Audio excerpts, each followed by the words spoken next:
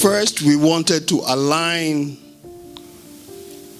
our National Development Plan to the SDGs and Agenda 2063, so that when we go in public and make pronouncements, we can confidently say with evidence that the commitments that we made at both the continental and global levels were not just talk, that we are walking the talk. We look forward to doing more, and as it was mentioned, this is a journey.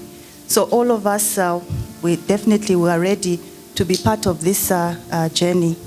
I do not have much to say, but just to appreciate that this training has come at the right time, and we're really grateful to have taken part in this training. Thank you so much. How does this interface on an ongoing basis with this toolkit? So it's something that we'll look at going forward. Certainly they need to be speaking to each other, or as you tech-savvy people say, they need to be, is it interoperable?